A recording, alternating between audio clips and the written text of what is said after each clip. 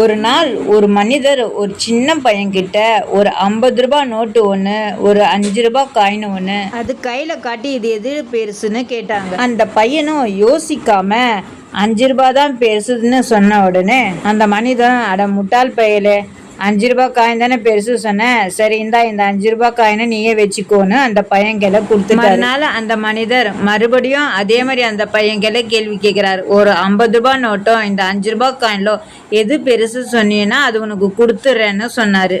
அந்த பையனும் அதே மாதிரி 5 ரூபாய் தாங்க பெருசு அப்படி சொல்லி அந்த 5 ரூபாய் காயினை வாங்கிக்கிறான். அந்த மனுஷன் தினமும் இதே கேள்வி கேட்கிறாரு. ஏன்னா அது என்னைக்காச்சும் ஒரு நாள் அந்த பையன் சரியான பதில் சொல்வானான்னு. ஆனா அந்த பையன் சரியான பதில் சொல்ற மாதிரியே தெரியல. ஒரு நாள் ஊர் பெரியவங்களா இருக்கும்போது அந்த பையனை கூப்பிட்டுட்டு வந்து, இந்த 50 ரூபாய் நோட்டு பெருசா 5 ரூபாய் காயின் பெருசான்னு மறுபடியும் அதே கேள்வியை கேட்டாரு. அவனும் மறுபடியும் அதே பதில் தான் சொன்னான், 5 ரூபாய் தான் பெருசு சொன்னான்.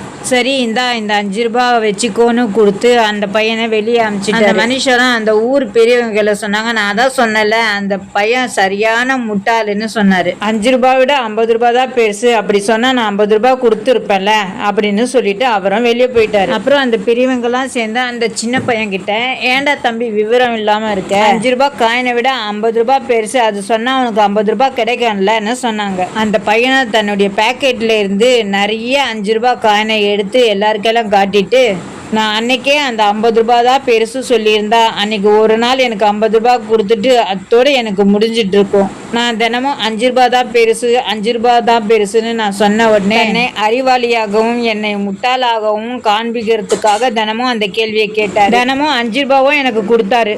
5 ரூபாய் சேர்த்து வச்சதால தான் இப்போ என் கிட்டத்தட்ட 1000 ரூபாய் என்கிட்ட இருக்கு. நாம சில நேரங்களில் இது மாதிரி அறிவாளியாக இருப்பதை விட நாம சாதுரியமாக இருப்பது தான் சரி அப்படின்னு அந்த பையன் சொன்னானா. நம்ம வாழ்க்கையிலயும் அப்படிதான். யார் கையிலாவது நம்ம பெரிய அறிவாளின்னு நிரூபிக்கிறோன்றதுக்காக நம்மை நாம ஏமாத்திக்கின்ற விஷயங்கள் நம்ம செய்யறோம். அதையெல்லாம் விட்டுட்டு நான்லாம் அந்த அளவுக்கு பெரிய அறிவாளிலாம் இல்லைப்பா அப்படின்னு நாம சில இடங்களில் ஒதுங்கி இருப்பது நமக்கு உண்மையிலேயே லாபத்தை கொடுக்கும். அந்த சிறுவன் சேமிச்ச 1000 ரூபாய் போல.